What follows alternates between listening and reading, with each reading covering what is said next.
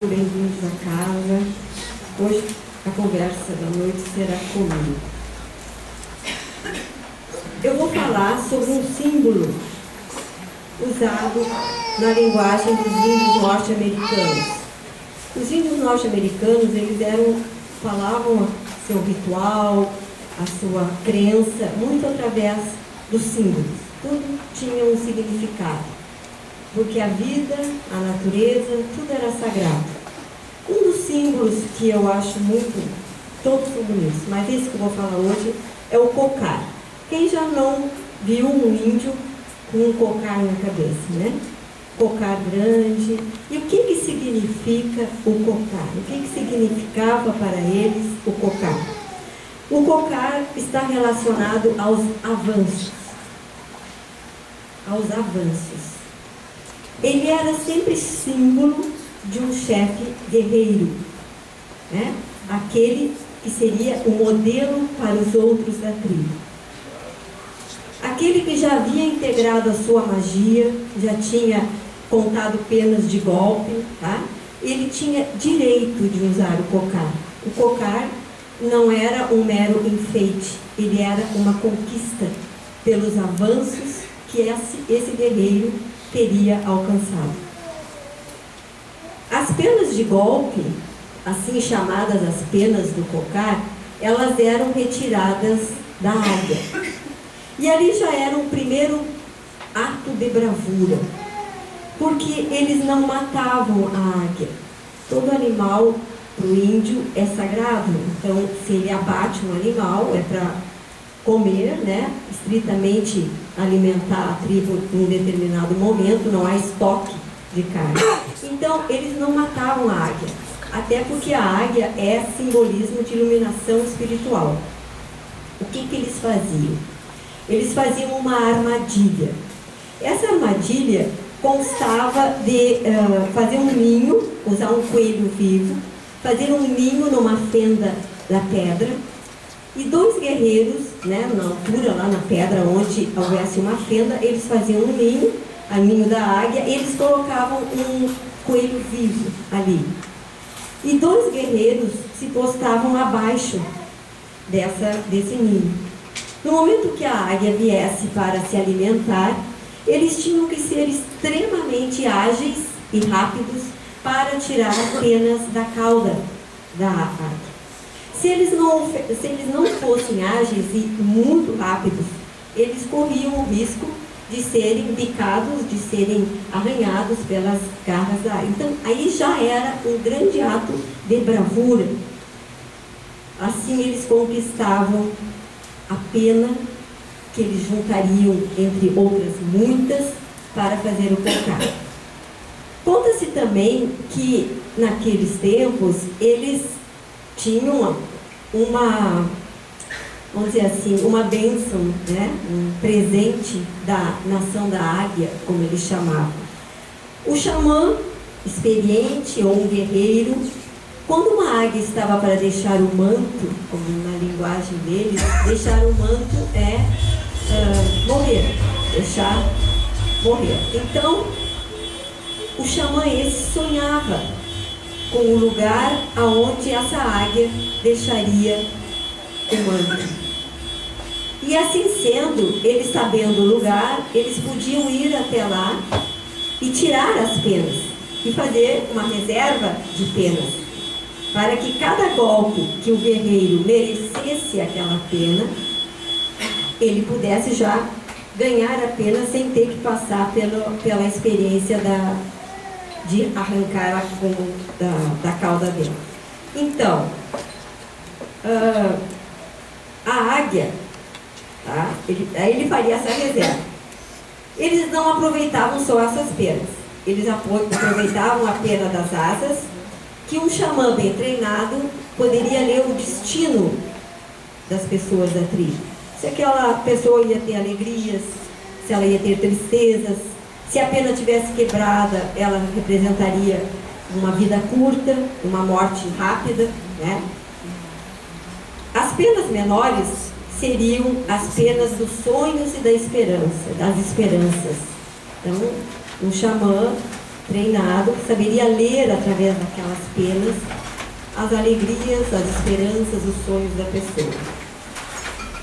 As penas do dorso eram as penas de cura, aonde eles usavam para afastar, né, ao redor da pessoa as energias negativas. E as penas de ponta arredondada embaixo da asa, assim como as penas da cauda, eram as penas dos guerreiros. Até hoje eles ainda usam penas de cura nas reservas lá indígenas, tá? Muito bem. Quando o guerreiro tivesse um número suficiente de penas, ele poderia tecer o seu cocar. Ter um número suficiente de penas significava ele ter experiência, ter vivência, ter aprendizado, ter contado muitos golpes. Cada pena era uma experiência de vida, era uma lição de vida. Essa lição poderia ser em qualquer âmbito, podia ser espiritual, afetivo, podia ser uma conquista na caça, poderia ser uma... E esse xamã, ele ia se tornando uma pessoa diferenciada, ele ia se tornando um modelo.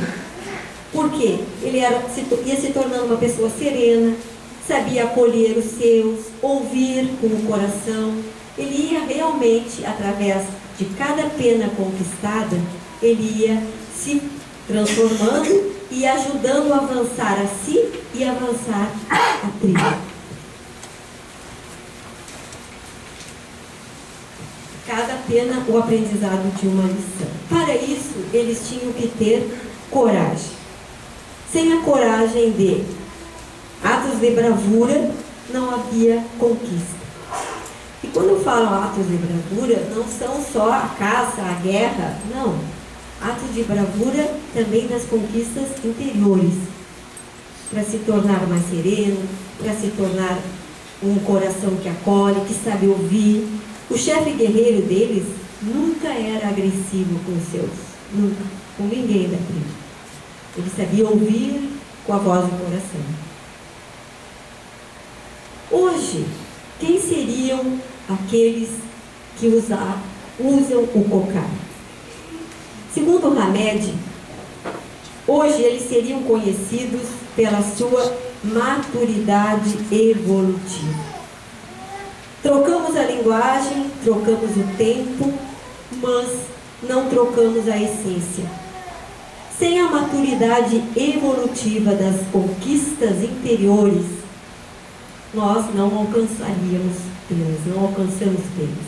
O que são as nossas penas hoje?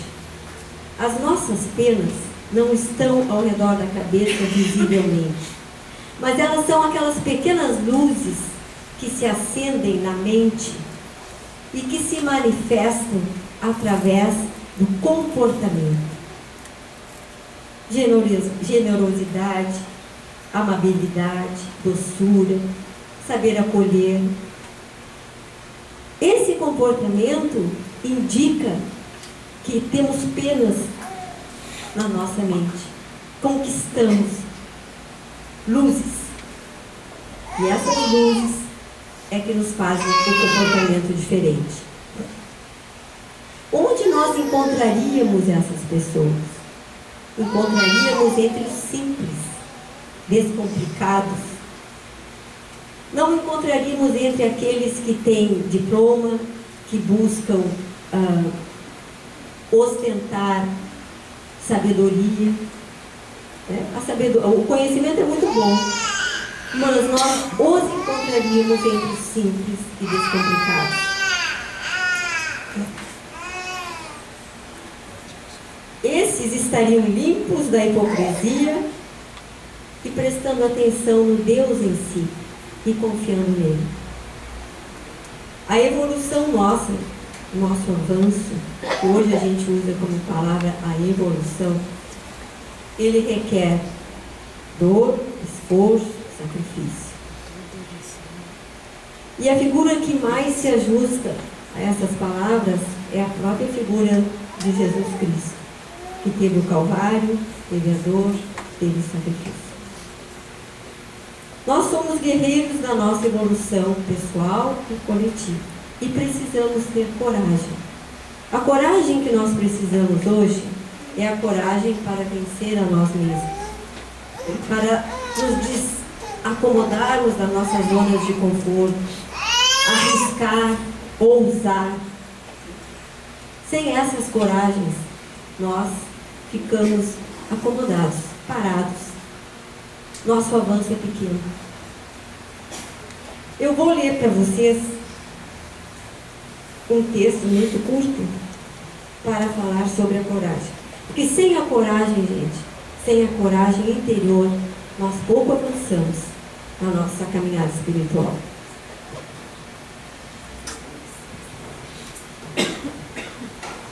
O texto chama-se Força e Coragem. É preciso ter força para ser firme, mas é preciso coragem para ser gentil. É preciso ter força para se defender, mas é preciso coragem para baixar a guarda.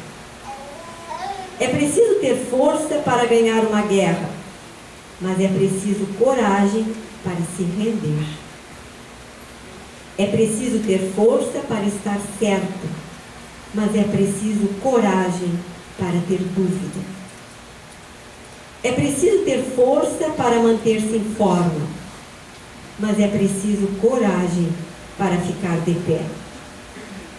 É preciso ter força para sentir a dor de um amigo, mas é preciso coragem para sentir as próprias dores.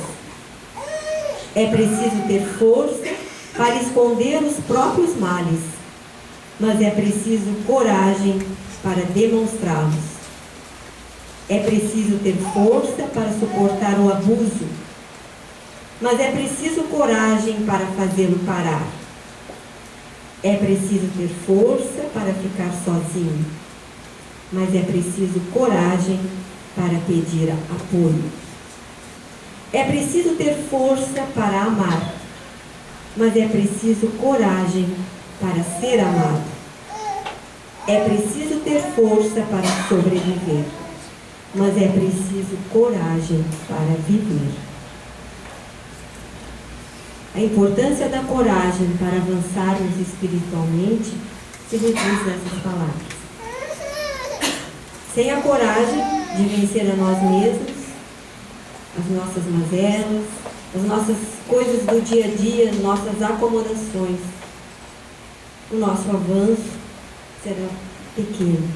As luzes que podemos acender na nossa mente e transformar em ações em prol do coletivo também serão pequenos, porque seremos ainda escravos do nosso ego, das nossas vontades, das nossas necessidades.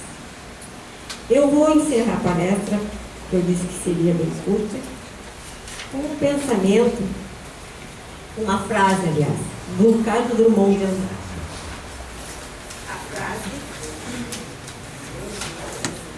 A frase traduz para mim uma coisa essencial, porque em todos os tempos, em todas as eras, em todas as épocas, nós sempre estivemos amparados pelo divino. Nós temos em nós, na nossa essência, esse arquétipo do que é certo, do que é divino. E de alguma forma ele se manifesta. O cocar, há 500 ou 1000 anos atrás, era um símbolo.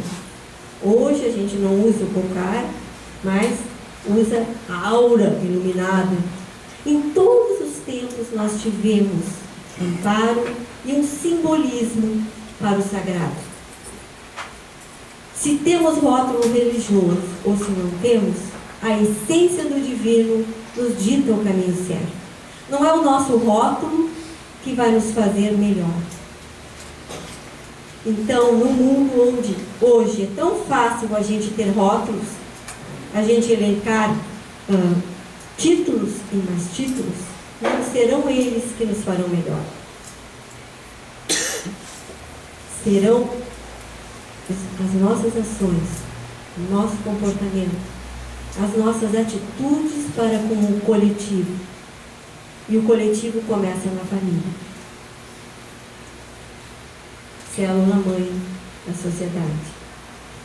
E Carlos Drummond nos diz assim: a cada dia que vivo, mais me convenço de que o desperdício da vida está no amor que não damos, nas forças que não usamos, na prudência egoísta que nada arrisca. Vou deixar essas palavras para vocês refletirem e nós vamos agora relaxar, sentar. Quem tem roupa